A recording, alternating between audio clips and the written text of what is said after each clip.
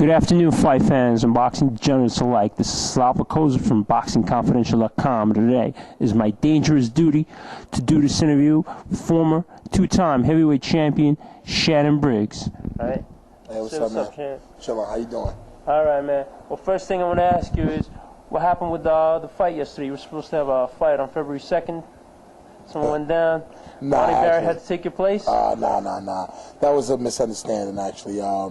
I talked to the guys a few weeks ago, about a month or two back, actually, and they proposed a fight, but I told them I wasn't in shape and I don't think I'd be able to make it. And you know, I was actually going to retire after my last fight, but I think the boxing world needs me, so I'm gonna come back and get the title back for the third time. You were supposed to fight Toney Barrett guy. Was that it? Or was that a proposal? You don't even know. I'm not even sure. There was never a contract or anything like that. I mean, it's just a total misunderstanding. All right. Well, I heard some rumors you were going to fight James Toney. Is that true? Would love to. I mean, it hasn't really come across my desk yet, but I'd love to. Why not? You think you can beat him in a trash-talking game or what? In the trash-talking game, I'm not sure. I don't know, man. But in the ring, I'll kick his ass, though.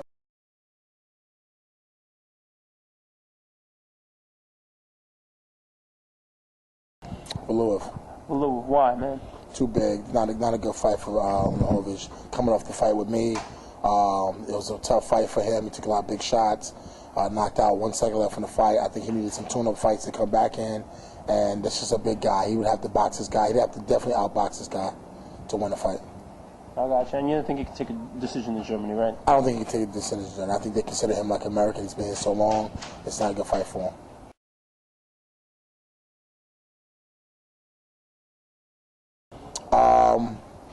That's a pick'em for me, honestly, to be honest with you. Klitschko doesn't take a great shot. I don't care what no one says. I don't think he takes a big enough shot. Sultan can pop a little bit. It's kind of small. That's why I said it's a pick'em. Very, very small guy compared to this guy. If Klitschko boxes him, he'll keep him on the outside, hit him with a long right hand. But if not, who knows? If Sultan gets to him, he can crack him. All right, man.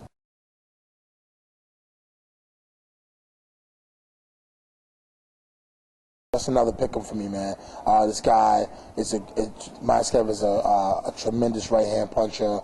A lot of people trying to say, well, he's old, but he had a lot of time off, man. He confused the whole boxing world. I mean, he really tricked the boxing public. Honestly, he had a year and a half off, whether it was his back or whatever it was, his toe, whatever it was. He had a lot of time to rest, get strong, heal up, and that's what he did the first time when he beat Rockman. So I think it's a pick'em.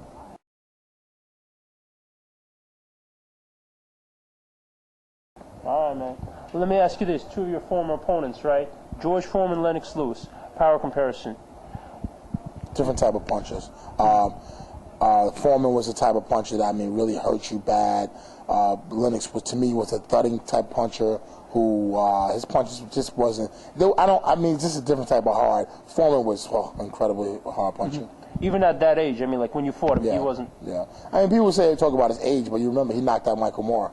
So had he knocked me out, it would have been okay. Yeah, he knocked out Shannon Briggs like he was supposed to, but I beat him. And because he's loved by so many people, it's like, oh, you beat an old man. But regardless of what, today I think if he came back, he still hit hard. Well, let me ask you this. I mean, he's a pretty big guy. He's got that lean, mean grilling machine, right?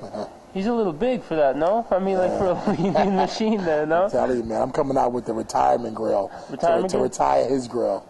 I got you. Holyfield has one, right? You don't know? I heard something like that. Yeah.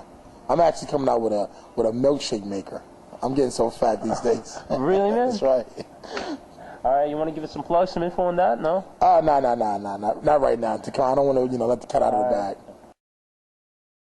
All right. Well, let me have some fan questions from people on the site here. First question is our head honcho with Mike Marley. He says you met Muhammad Ali, right? Oh man. You know what he's gonna ask you, right? Yeah, exactly. He's gonna ask you to tell us what Muhammad Ali told you when you met. Well, that guy's crazy, right? Well, actually, it was my lifelong dream to meet Muhammad Ali of my life. I actually patterned my style and everything, about him and trying to be like him after him. And I finally met him. I believe it was 1992. Marley made my dream come true. He said, you be meeting Muhammad Ali today. I went down, I met him, and he whispered in my ear. He said, he whispered something the first time. I didn't really hear him. I thought I didn't. And then he said if I fought you, I named you Pretty Lady. And he grabbed my hair, and I was just like, damn, I was in shock, embarrassed, and I just wanted to get out of there. I couldn't get out of the garden fast enough, so it was, I could imagine had I fought him, he would have taunted me with that, and that probably would have took me out of my fight game.